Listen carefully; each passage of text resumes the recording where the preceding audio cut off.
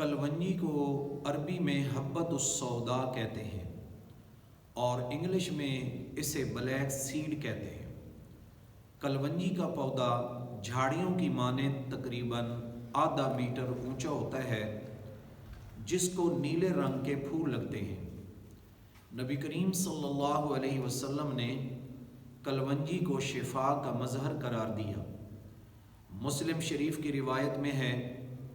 کہ نبی پاک صلی اللہ علیہ وسلم نے ایک موقع پر فرمایا ما من داء الا وفی الحبۃ السوداء منہ شفاء الا السام، موت کے سوا کوئی ایسی بیماری نہیں جس کے لیے کلونجی میں شفا نہ ہو۔ بخاری شریف میں روایت ہے کہ حضرت ابو ہریرہ رضی اللہ تعالی عنہ فرماتے ہیں میں نے نبی کریم صلی اللہ علیہ وسلم کو فرماتے ہوئے سنا فی الحبۃ السوداء شفاء من کل داء الا السام والصوم الموت، کالے دانے میں یعنی کلونجی میں موت کے سوا ہر بیماری کے لیے شفا ہے۔ کلونجی کی اہمیت کا اندازہ اس بات سے بھی لگایا جا سکتا ہے کہ ایک موقع پر رحمت کائنات صلی اللہ علیہ وسلم نے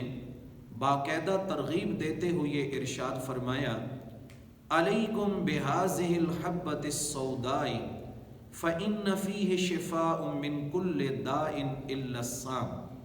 تم اپنے اوپر ان کالے دانوں کو لازم کر لو کہ ان میں موت کے علاوہ ہر بیماری سے شفا ہے۔ خالد بن سعد بیان کرتے ہیں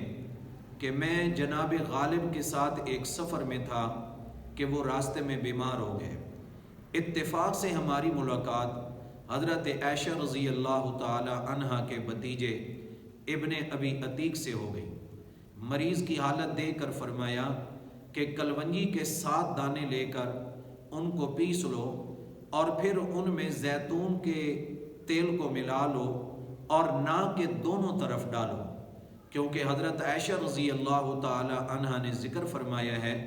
کہ رسول اللہ صلی اللہ علیہ وسلم فرماتے تھے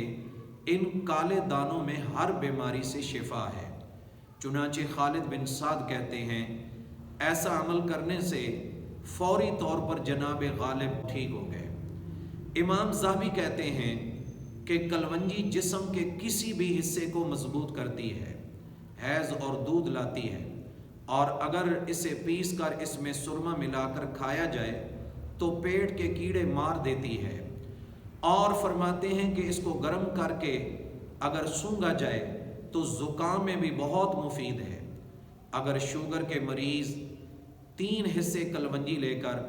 اس میں 1 حصہ کاسنی کے بیج ملا کر ناشتے کے بعد 1 چھوٹا چمچ لے لیا کریں تو چند ہفتوں کے اندر شوگر کنٹرول ہو جاتی ہے۔ حفظ کے پرانے استاد بچوں کو قرآن مجید حفظ کروانے کے لیے اور یادداشت بہتر کروانے کے لیے